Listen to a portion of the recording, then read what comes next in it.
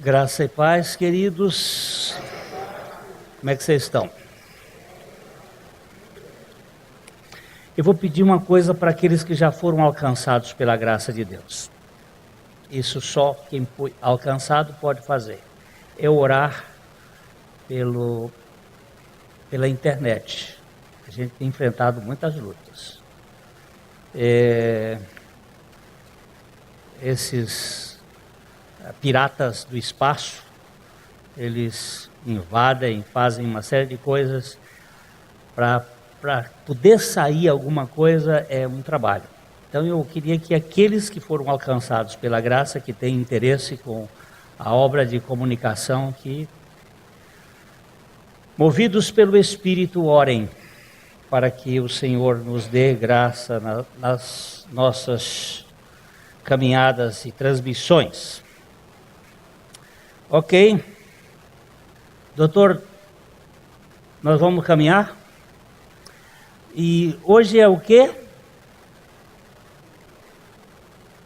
Hoje é o quê? Se comemora Páscoa. E a gente vai mudar o caminho para poder falar de Páscoa, ou a gente fala do Salmo? No Salmo tem Páscoa. O Salmo ele trata de uma libertação, de uma caminhada. Vamos então pegar o nosso Salmo e vamos trabalhar em cima do nosso Salmo. Salmo 91. A gente pode começar no verso 6 e caminhar até o verso 10. Não, no verso 7, desculpa. Caiam 1.000 ao teu lado e 10.000 à tua direita. Tu não serás atingido. Somente com os teus olhos contemplarás e verás o castigo dos ímpios. Pois disseste: o Senhor é o meu refúgio, fizeste do Altíssimo a tua morada. Nenhum mal te sucederá, praga nenhuma chegará à tua tenda. Pode ler o 11 e o 12, porque aí foi quando Satanás usou a Bíblia para Jesus. Porque aos seus anjos dará ordens a teu respeito, para que te guardem em todos os teus caminhos. Eles te sustentarão nas suas mãos, para não tropeçares em alguma pedra. Pisarás o leão. Pisarás o leão, a áspide, calcarás aos pés o leãozinho e a serpente. Porque a mim se apegou com amor, eu o livrarei, pô-lo-ei a salvo, porque conhece o meu nome. É aí.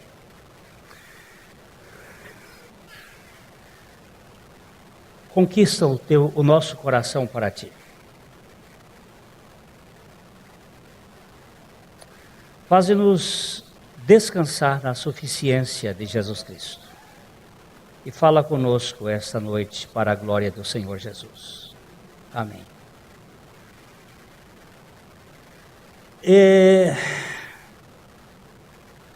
O que é Páscoa?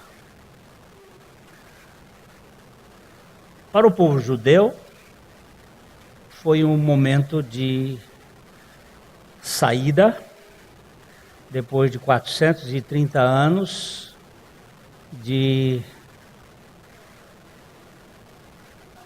escravatura no Egito.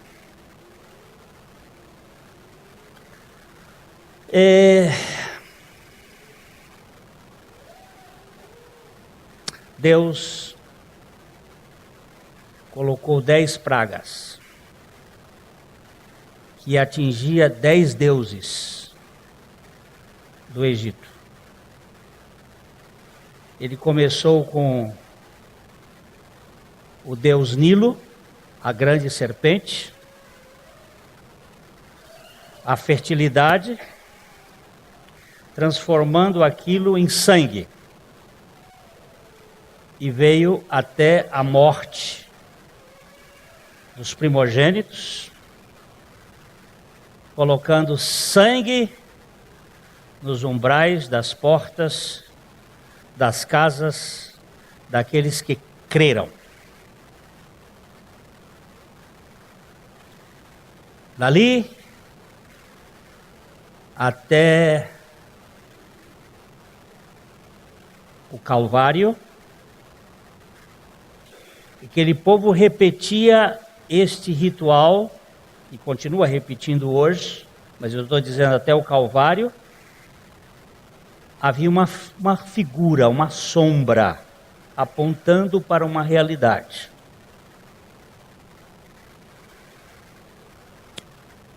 Quando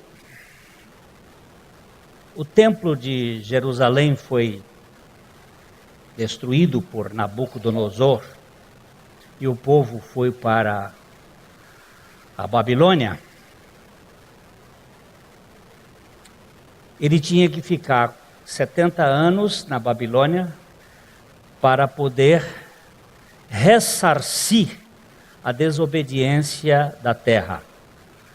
Durante 490 anos, o povo de Israel não fez aquilo que se chamava de sábado da terra, o descanso da terra. A terra precisava descansar. A cada 7 anos de plantação, 1 ano de descanso.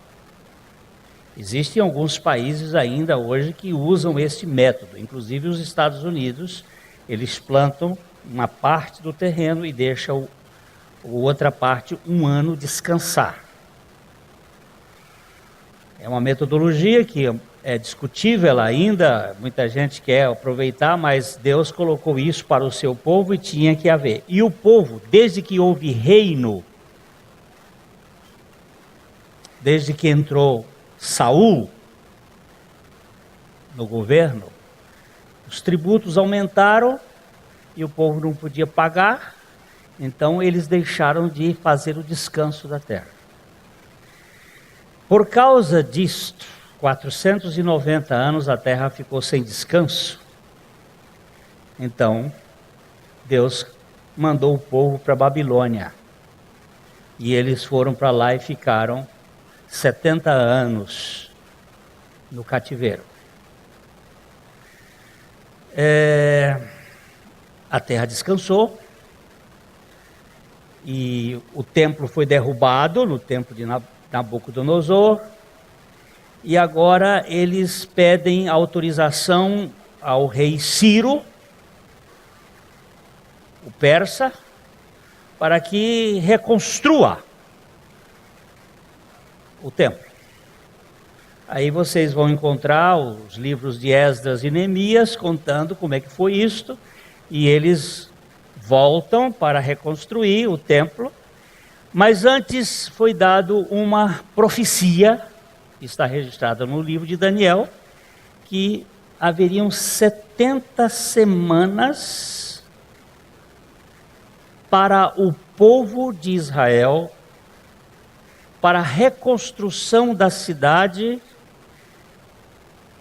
e para a vinda do Messias. E essas 70 semanas estão divididas da seguinte maneira: 7 mais 62 mais 1. Isto faz com que 7 semanas, ou sejam 49 anos, desde o maior banquete que houve na face da terra no tempo do rei Atarxerxes.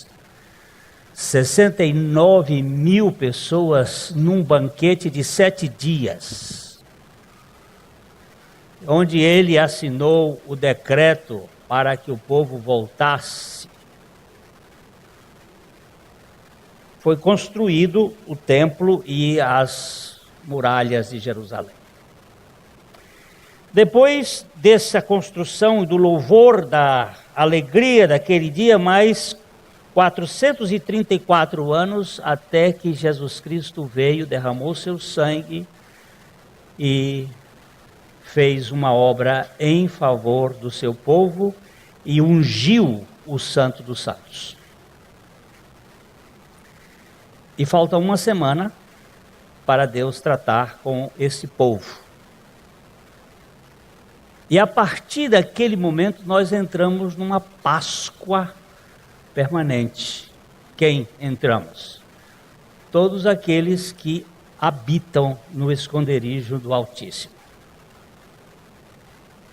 Nós não temos um dia de Páscoa.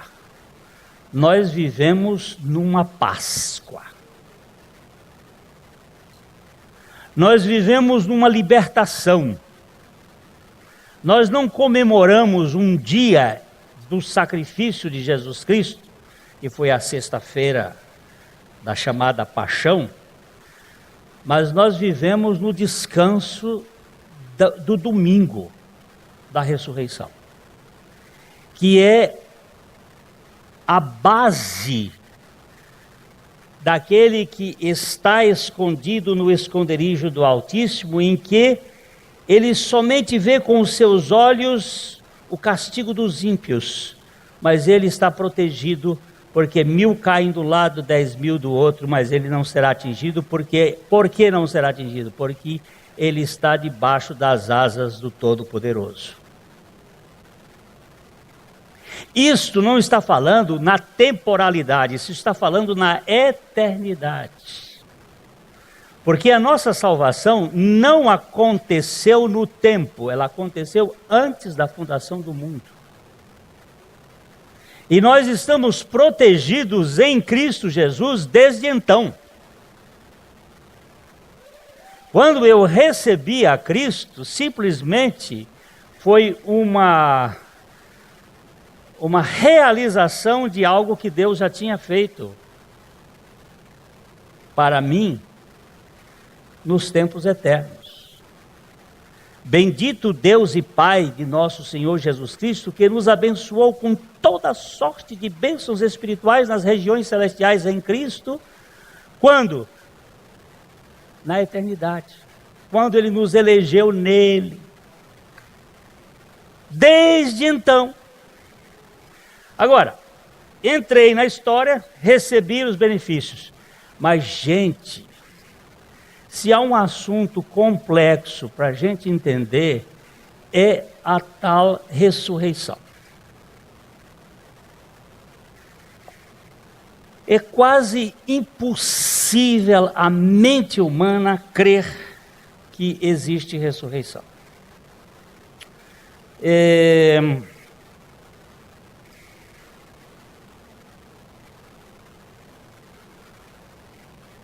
O que é evangelho?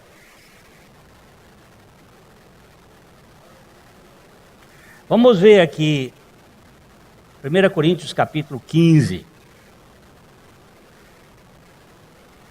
1 Coríntios capítulo 15. Vamos começar do 1 até o 4, Dodô.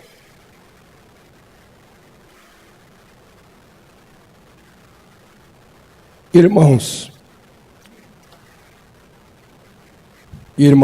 venho lembrar-vos o evangelho que vos anunciei, o qual recebestes e no qual ainda perseverais.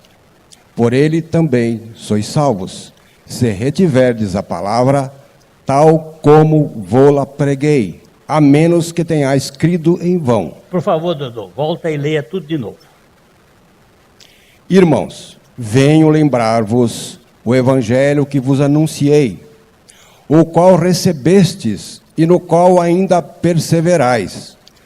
Por ele também sois salvos, se retiverdes a palavra, tal como vô-la preguei, a menos que tenhais crido em vão. Leia outra vez, Dodô, por favor. E eu vou parar agora nos pontinhos.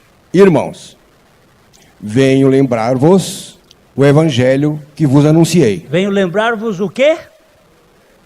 Evangelho. Evangelho é o quê? É uma boa notícia. É uma boa notícia, uma boa nova. Que boa nova é esta?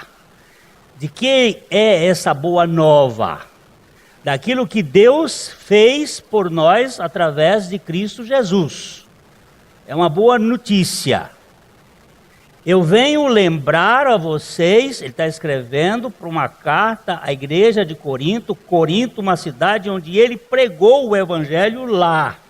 E ele está escrevendo anos depois venho lembrar-vos o evangelho que vos anunciei, o qual vocês receberam e estão perseverando.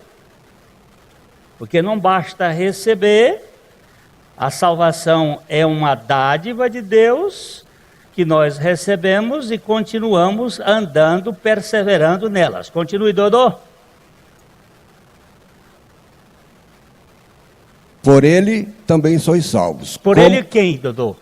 Por ele também sois salvos. Por ele quem? O Evangelho. Pelo Evangelho. Quem é que nos salva? Jesus. Jesus é a encarnação do Evangelho. Por ele também sois salvos. Se retiverdes a palavra tal como vou-la preguei, a menos que tenhais crido em vão. Eu não sei como é que é. Se recebeu a palavra, se creu na palavra. Agora, como é que é crer em vão? Silas, você que é teólogo, me ajuda. Como é que é crer em vão?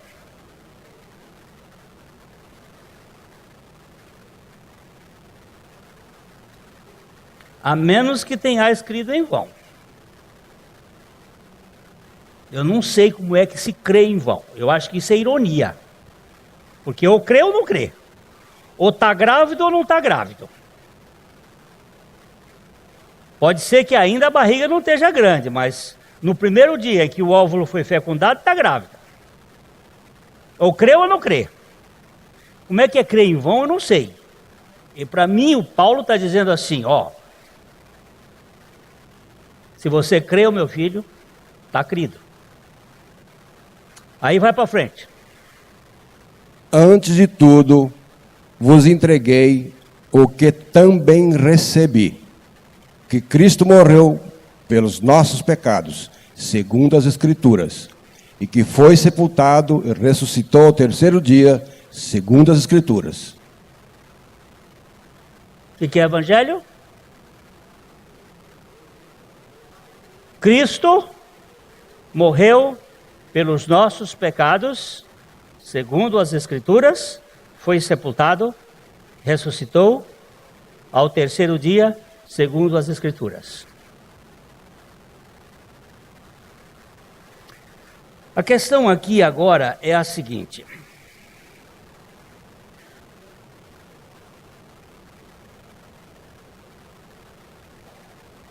Essa semana morreu o gênio da literatura Gabriel Garcia Marques, autor do best-seller 100 Anos de Solidão. Morreu também Luciano do Vale, um grande repórter esportivo, e ambos causaram comentários e houve muito sentimento de tristeza por causa destas perdas tão lamentáveis. O interessante é que nós nos impressionamos mais com a morte dos nossos ídolos do que com a morte e a vida do Cordeiro.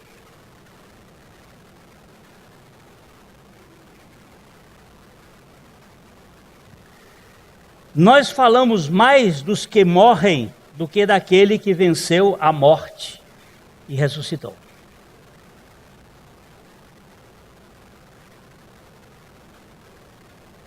Por que será?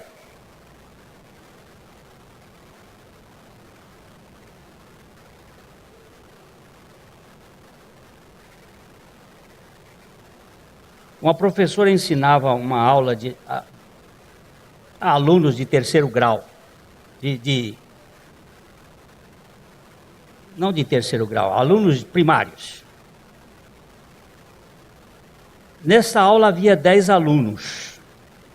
E todos na faixa de 8 anos. Você sabe que criança de 8 anos é perversa. Um dos alunos era um menino chamado Felipe. Ele tinha síndrome de Down. E apesar de aparecer feliz, Felipe mostrava cada vez mais sua sensibilidade. Ele se sentia diferente dos outros alunos e ele percebia que os outros não o aceitavam.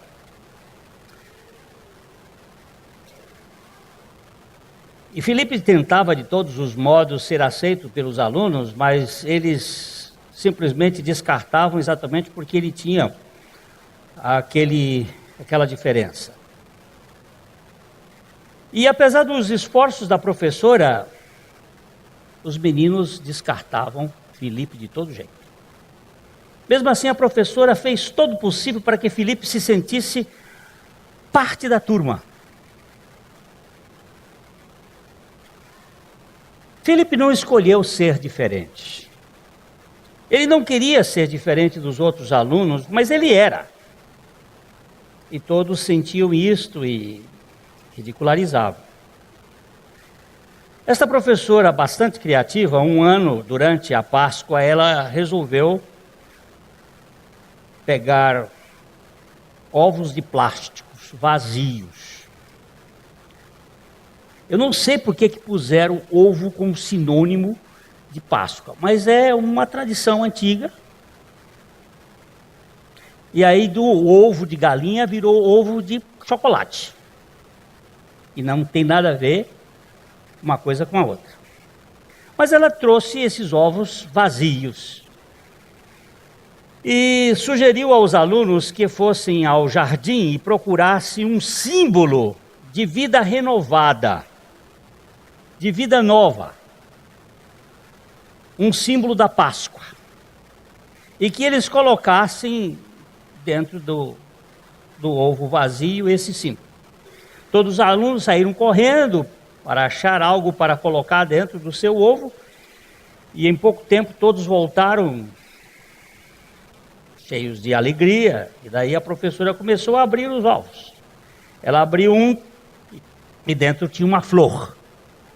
E todas as crianças ficaram admiradas.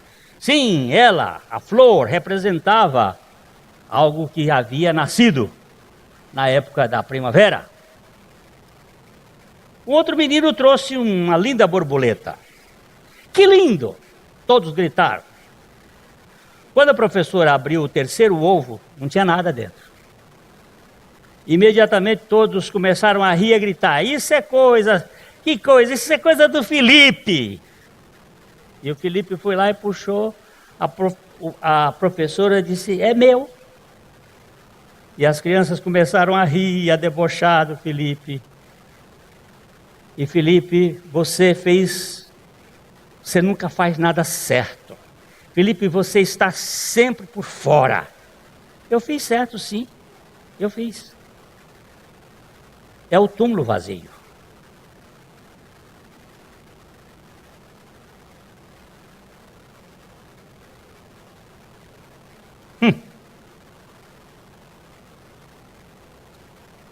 Toda a aula ficou em silêncio. Ninguém disse mais nada. E você pode acreditar, nenhum dos meninos, a partir daquele dia, resolveu debochar mais de Filipe. Naquele mesmo ano, Filipe faleceu. Sua família sabia que ele sofria de algumas enfermidades, ele pegou uma infecção e morreu. No dia do seu velório, 9 crianças de 8 anos de idade foram para a frente da igreja e colocaram em cima do seu caixão um ovo de plástico vazio.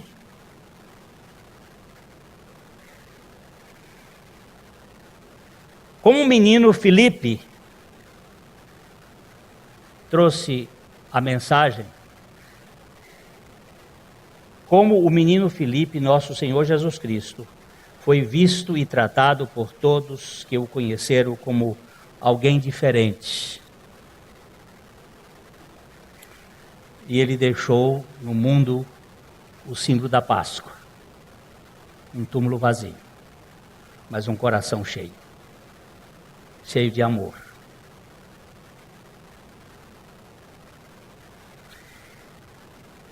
O que é que faz a diferença na vida cristã? Os discípulos de Jesus não criam na ressurreição. Vamos olhar aqui alguns textos. Mateus 16, 21. Jesus dizendo que ele ia morrer e ia ressuscitar. Nenhum discípulo foi apanhado de surpresa. Esse foi um assunto repetido muitas vezes. Mateus, capítulo 16, verso 21. Desde esse tempo, começou Jesus Cristo a mostrar a seus discípulos que lhe era necessário seguir para Jerusalém e sofrer muitas coisas dos anciãos, dos principais sacerdotes e dos escribas, ser morto e ressuscitado no terceiro dia. Ele havia dito ou não? Estava claro? Estava claro. Olha, é necessário que essas coisas aconteçam, que ele seja morto e que ressuscite ao terceiro dia. Ele começou a dizer isto 6 meses antes da sua crucificação e da sua ressurreição. 17:9 de Mateus. Mateus 17:9.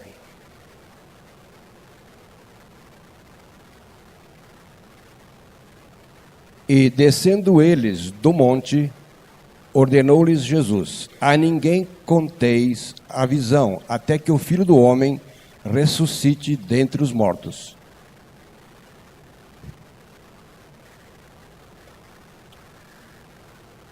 Não conte o que vocês viram, que foi Moisés e Elias e eu estávamos juntos com o Pai, nós estávamos conversando. Vocês não conte esse assunto até que o Filho do Homem ressuscite dentre os mortos. Foi dito? Foi dito. 23, verso 23, 7 e 23. 17 e 23. E estes o matarão, mas ao terceiro dia ressuscitará. Então os discípulos se entristeceram grandemente. Jesus disse: vão matar, ao terceiro dia ressuscitará. E os discípulos se entristeceram grandemente. Eles não estavam enxergando a ressurreição. Ele está dizendo: vão matar, mas ao terceiro dia vai ressuscitar. E eles se entristeceram grandemente. Por quê? Porque a nossa visão é concreta. E nossa religião é palpável. E nós queremos fatos. E Jesus estava falando de uma coisa e as pessoas não estavam entendendo. Vamos ver capítulo 20, verso 19 de Mateus. Podemos citar vários textos, eu vou citar só alguns. Mateus 20, 19. E o entregarão aos gentios para ser escarnecido, açoitado e crucificado, mas ao terceiro dia ressurgirá. Já 3 vezes nós vemos o Senhor dizendo que vai ressuscitar. Vamos para o capítulo 26, 32. Mateus.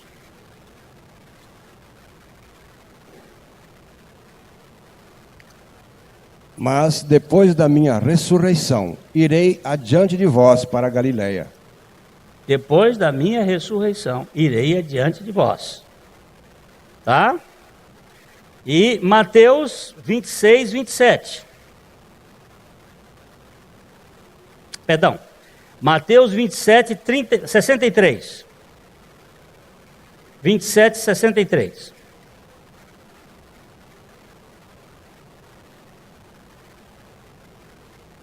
Disseram-lhe: Senhor, lembramo-nos de que aquele embusteiro, enquanto vivia, disse: depois de 3 dias ressuscitarei. A turma de fora estava entendendo e os discípulos não. A turma dos adversários disseram: para as autoridades: Senhor, lembramo-nos de que aquele embusteiro, enquanto vivia, disse: depois de 3 dias ressuscitarei. Vamos tomar providência para que ele não ressuscite, vamos botar um selo, vamos botar pedra, vamos botar um negócio aqui, botar a guarda para ele não... Porque aquele embusteiro... Eles estavam entendendo que alguma coisa acontecia, mas os discípulos não.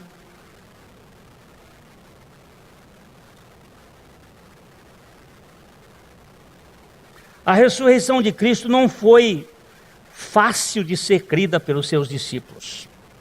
Eles devem ter levado estas palavras para o terreno de parábolas ou metáforas, algo significando misterioso, alguma outra coisa, não ressurreição.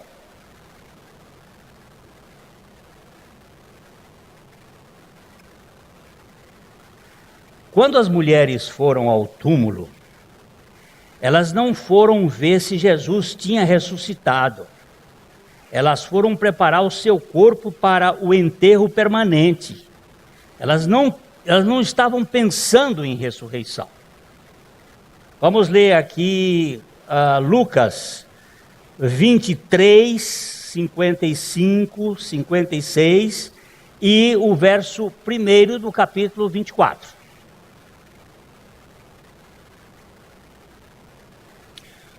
As mulheres que tinham vindo da Galileia com Jesus, seguindo, viram o túmulo e como o corpo fora ali depositado. Então se retiraram para preparar aromas e bálsamos, e no sábado descansaram, segundo o mandamento. Mas no primeiro dia da semana, alta madrugada, foram elas ao túmulo, levando os aromas que haviam preparado. O que elas foram fazer no túmulo?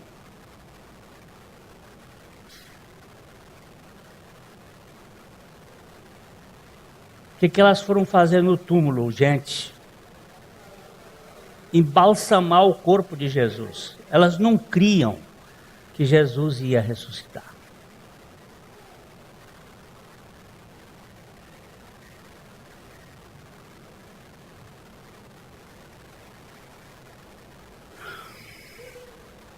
Maria Madalena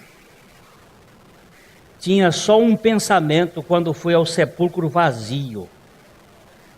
Era: alguém retirou o corpo do meu Senhor e eu não sei onde puseram.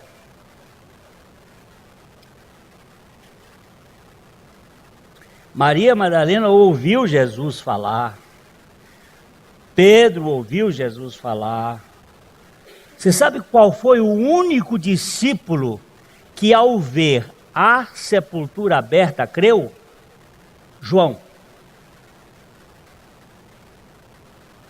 Esse correu. Quando ele chegou lá, vamos dar uma olhadinha em João, capítulo 20.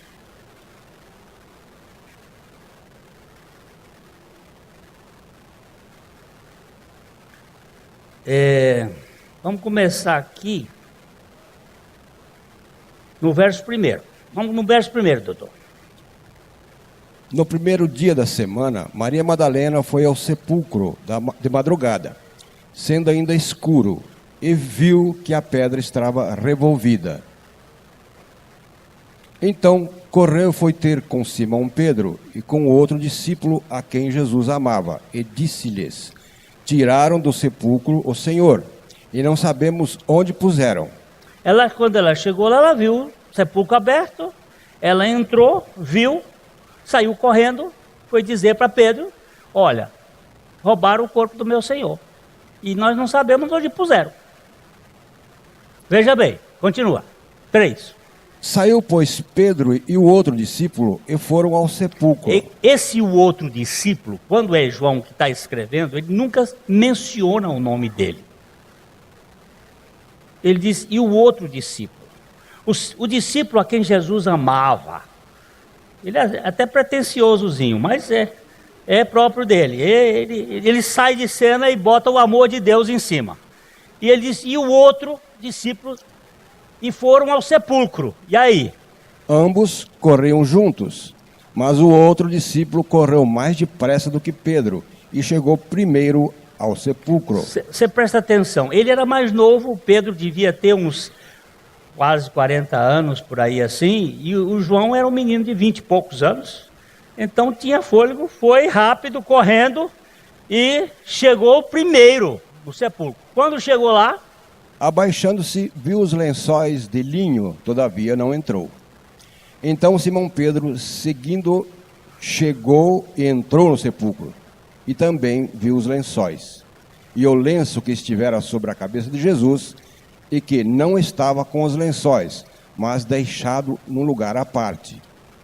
Então entrou também o outro discípulo, e chegara primeiro ao sepulcro, e viu e creu. Pois ainda não... Vamos parar aqui, vamos voltar um tiquinho. Esse negócio aqui é bom demais. Esse negócio aqui é bom. Vamos voltar um pouquinho atrás. Entrou um pouquinho, no 6. Então Simão Pedro, seguindo-o, chegou e entrou no sepulcro. Vamos voltar um pouquinho mais, por favor. Ambos corriam juntos, mas o outro discípulo correu mais depressa do que Pedro e chegou primeiro ao sepulcro. Agora, e abaixando-se, viu os lençóis de linho, todavia não entrou. O que lençol de linho tinha a ver com a história?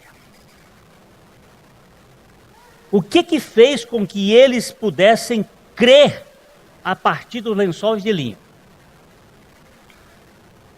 Você tem que entender que Jesus foi morto, o sangue dele todo saiu, ele não ia apodrecer, porque ele não tinha mais sangue, ele foi enrolado, puseram uma substância de mirra e foi feito um invólucro e ele ficou como um charuto e o lenço na cabeça.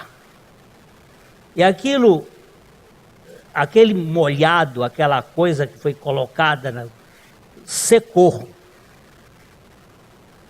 E presta atenção que o texto vai dizer,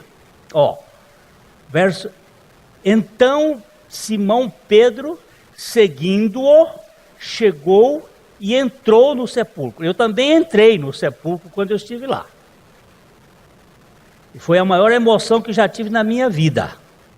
Porque quando eu entrei, eu topei com uma frase que dizia assim, ele não está aqui, mas ressuscitou. E aí eu abri o berreiro a chorar. Porque nós não estamos diante de uma sepultura com osso.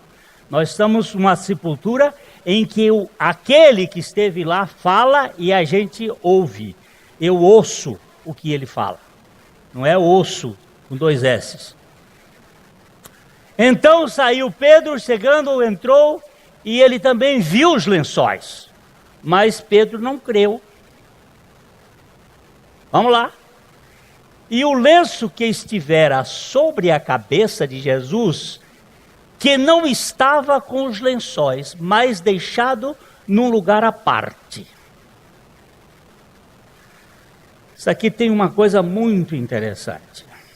Você sabe que na comida antiga, quando as pessoas iam comer, eles iam para a mesa e tinham um guardanapo.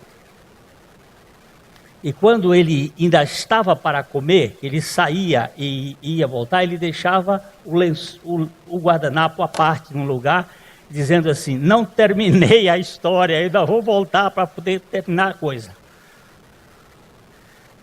Quando Pedro entrou e viu os lençóis, um lugar à parte, a coisa aqui estava enrolada. E Jesus fez assim, saiu, ficou o casulo. Foi a evidência visual de que ele tinha ressuscitado, que ele não saiu ali, ninguém tirou o corpo dele. Ele saiu. E ele entrou, e olha aí o verso seguinte. Então entrou também o outro discípulo, que é João, e chegara primeiro no sepulcro e viu. E creu. Creu no quê? Creu na palavra, porque ninguém crê no que vê. Creu na palavra que Jesus havia dito, no terceiro dia eu vou ressuscitar. E viu e creu.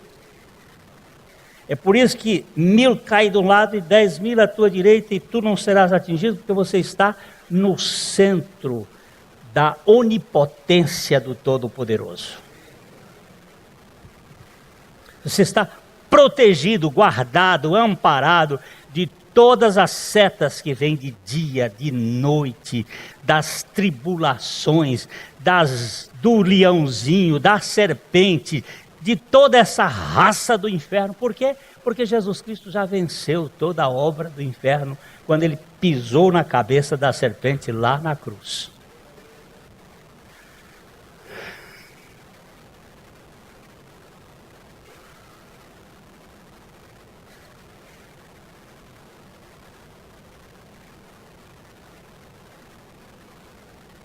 O relatório das mulheres que Jesus havia ressuscitado pareceu um absurdo para os discípulos. Como? Ele ressuscitou? Lucas 24:11.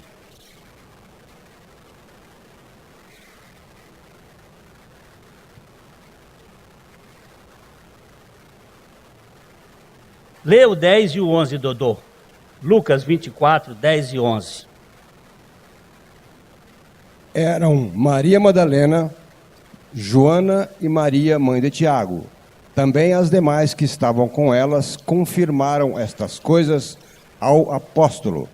Tais palavras lhes pareciam como um delírio e não acreditaram. Que palavras eram estas, Dodô?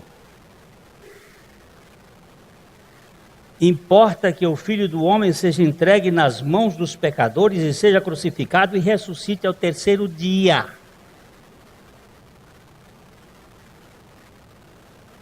Quem é que não creu que Jesus não ressuscitou, ia ressuscitar dentre os mortos? Herodes e Pilatos e Caifás e Anás? Não, os discípulos de Jesus. Eles não creram.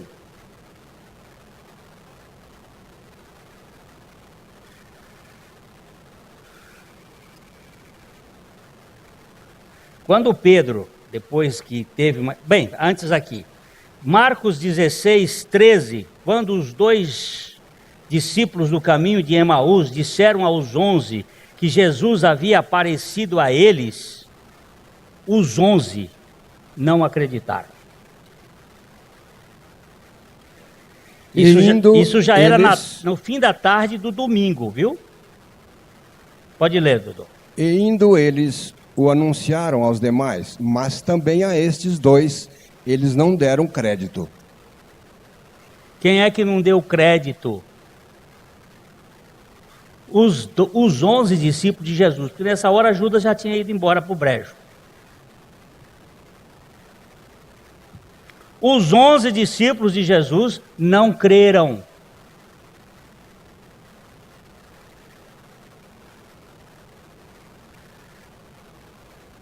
Quando Pedro relatou que Jesus havia aparecido a ele, Lucas 24, 34.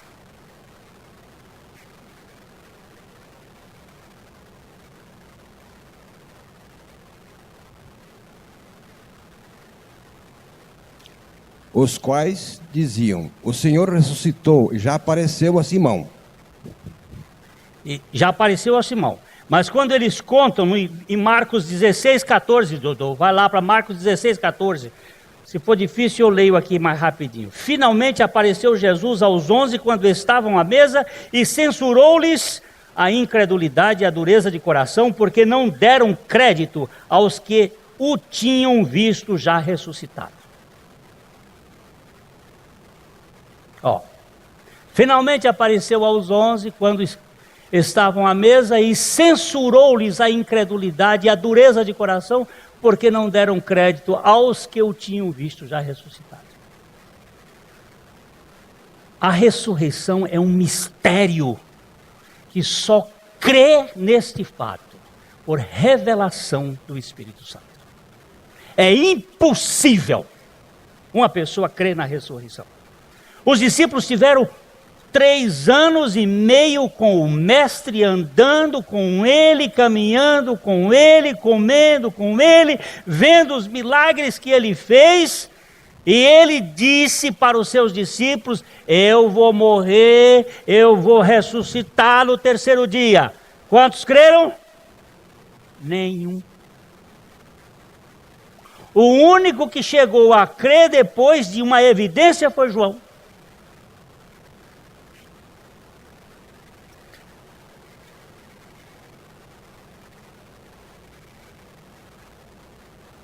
Jesus havia predito repetidamente, os anjos haviam anunciado isso, o túmulo estava vazio, seu corpo tinha desaparecido, Maria Madalena tinha visto, as outras mulheres tinham visto, Cleopas e o seu companheiro tinham visto, Pedro tinha visto, e assim mesmo o grupo tinha dúvidas. Tudo parecia incrível para eles. Como pode? Aí Jesus aparece para os 10, Tomé não estava, eles ficam perplexos, e uma semana depois, aí a conversa ficou lá, é assim: Luciano do Vale morreu, Gabriel Garcia Marques morreu, fulano morreu, Jesus morreu. A conversa deles era: nós temos um prazer de falar de defunto? Nós somos afissurados por falar de coisas mórbidas. E conversaram: ô Tomé, você não estava aqui, o Senhor apareceu, estava aqui de porta fechada, o Senhor, puf, apareceu. Vocês estão ficando doidos. Está aí alguma coisa errada nesse negócio. Eu não acredito, a não ser que eu enfie o dedo lá no lado dele, aí eu vou acreditar. Aí Jesus, uma semana depois, estão eles lá de novo, Jesus, e olha direto no olho de Tomé e diz assim: cara, enfia o dedo aqui, vem cá. E Tomé grita: Senhor meu e Deus meu. E Jesus simplesmente diz: porque me viste, creste, Tomé? Felizes, bem-aventurados são os que não viram e creram.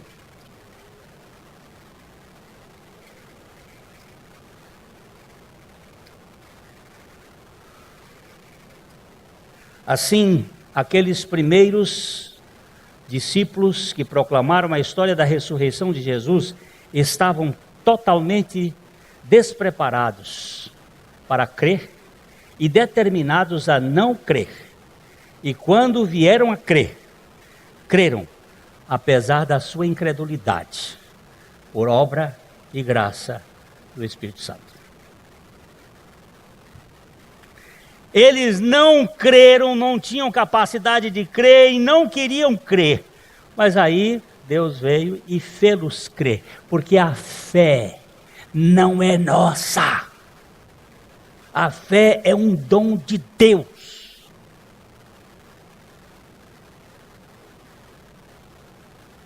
Uma vez eu estava pregando para uma pessoa e ele disse assim: eu não creio em nada disso que você está dizendo. Eu digo: mas se o Espírito Santo quiser que você crê, você vai crer.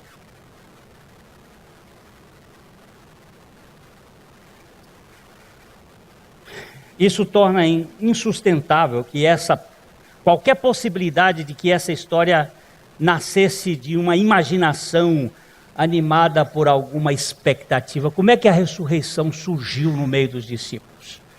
Foi um acontecimento que eles começaram a inventar essa história para poder fazer de Jesus um herói? Se Jesus não tivesse ressuscitado, não havia cristianismo. Mesmo porque todos aqueles discípulos de Jesus eram incrédulos e medrosos. Na hora que ele foi para a cruz, não ficou um O mais pertinho que ficou foi João, perto de Maria, ali na barra da saia. Mas o resto todo escorraçado. Foi tudo que Jesus conseguiu fazer na sua igreja. Foi 11 fracassados e incrédulos. E censurou-lhes a incredulidade. E depois de censurar a incredulidade, ele disse assim: mas vocês vão receber poder ao descer sobre vocês o Espírito Santo. E vocês vão ser minhas testemunhas, tanto em Jerusalém, como na Judéia e Samária e até os fins do mundo. E só dali para frente é que aquela turma se tornou um foguete, porque o Espírito Santo fez deles instrumentos de salvação. Vamos ler Romanos 10, 9.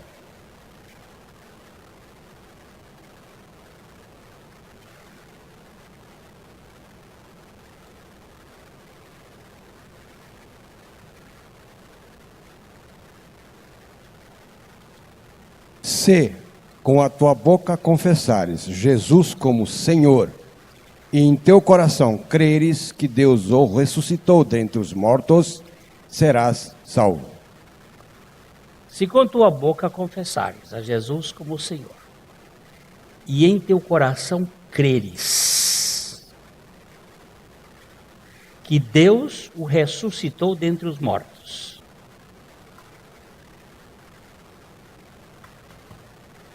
aí tu entraste no lugar mais sagrado desse universo. Onde é esse lugar?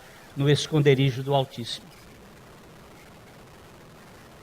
Na habitação da rocha que nos protege de tudo que existe neste mundo. Lutero está em pleno processo de reforma. Perseguições, lutas, e ele está abrigado no castelo de Wittenberg. O eleitor Frederico da Áustria o mantinha lá num aposento. Ele havia se casado com Susana, uma ex-freira, e ele estava traduzindo a Bíblia, quando de repente ele teve uma visão, alguma coisa, sei lá o que. O diabo apareceu para ele.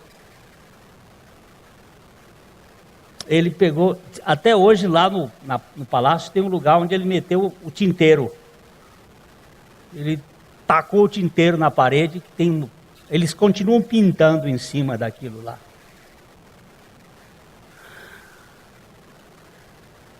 Mas não se vence diabo com tinteiro, se vence diabo com sangue e com ressurreição.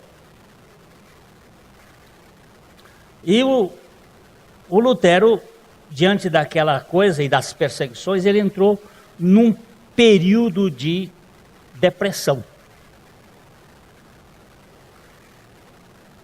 Você vai encontrar muitos homens de Deus na Bíblia que entraram em depressão. Moisés teve depressão, Elias teve depressão, Paulo teve depressão, até Jesus teve depressão. A minha alma está deprimida até a morte. Depressão faz parte da finitude humana. E o Lutero então entrou e ficou cabrunhado. A sua esposa chegou lá num quarto para conversar com ele e ele disse: não tem mais jeito. Tem mais jeito o quê? Está todo mundo contra mim, eu não tenho mais jeito. Tem mais jeito. Não há solução. Aí ela saiu dali, daqui a pouco ele escutou lá um choro. Ai, ai. Aquele castelão monstro lá, o castelo enorme, um outro quarto.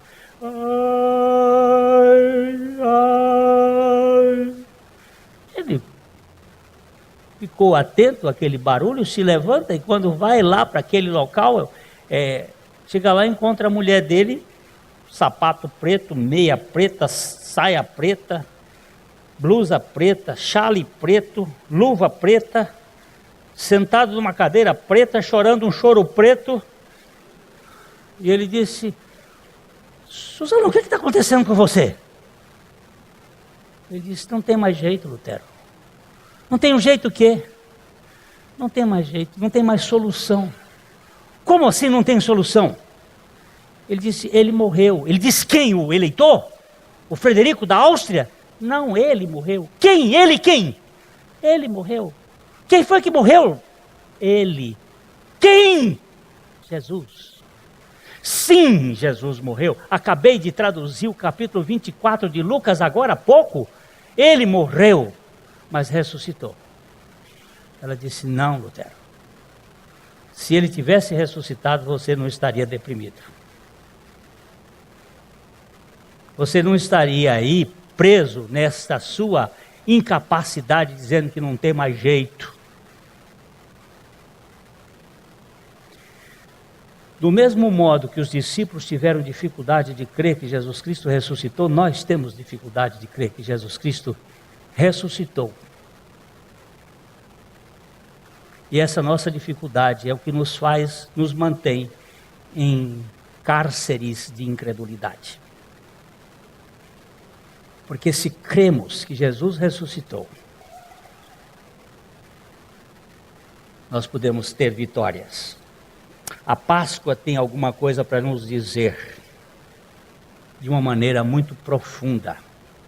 Eis que eu estou convosco todos os dias, até a consumação dos séculos. As pirâmides do Egito são famosas, porque abrigam os corpos mumificados dos antigos reis do Egito. A Catedral de Westminster, em Londres, é reverenciada porque lá jazem os corpos da nobreza e de britânicos famosos. O mausoléu de Maomé é notável pelo caixão de pedra e os ossos que contém. O cemitério de Arlington, nos Estados Unidos, em Washington, é venerado como lugar de descanso de muitos americanos famosos. Mas o sepulcro de Jesus só é famoso justamente porque está vazio.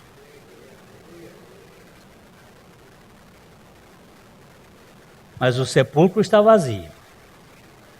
Mas o coração dos crentes está cheio de esperança. E outra coisa, o guardanapo ficou dobrado. E ele vai voltar. E ele vai voltar para buscar os seus.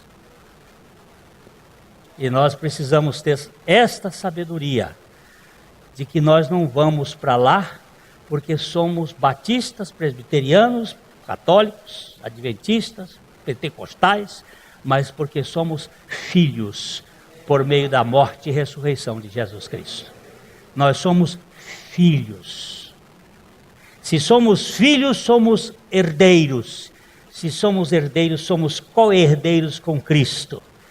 E nós precisamos desta grande revelação, que pode vir o que vier, ataques de todos os lados, mas tu não serás atingido, porque tu vives numa Páscoa permanente.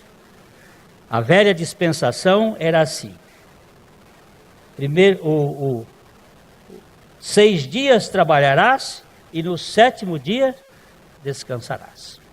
A nova dispensação começa assim: descansa e vive-a sobre o descanso da suficiência de Cristo. Por isso, Páscoa é a passagem de um velho sistema de mérito para o bom sistema novo do Evangelho da suficiente graça de Jesus Cristo.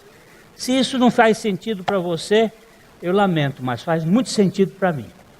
E eu me sinto aliviado de saber que nessas lutas todas que existem nesse mundo, nada pode me atingir eternamente, porque eu estou guardado em Cristo Jesus. Você é convidado por Ele a participar desta comunhão íntima. E é só Ele que pode fazer isso na sua vida e na minha. Que o Senhor nos dê graça. Cristo já ressuscitou. Aleluia. E vivo está. Aleluia. Quem tem russo aqui hoje? Christos vos cres. Opa! Cristo ressuscitou, verdadeiramente ressuscitou. A mensagem que você acabou de assistir faz parte do Ministério de Comunicação Palavra da Cruz. Temos um grande acervo de estudos bíblicos em áudio e vídeo. Distribuímos também gratuitamente o jornal mensal Palavra da Cruz. Entre em contato conosco pelo fone 0 operadora 43 3372 8900 ou pelo e-mail livraria@piblondrina.com.br. Visite-nos pelo site www.livrariapiblondrina.com.br ou acesse www.piblondrina.com.br. Graça e paz.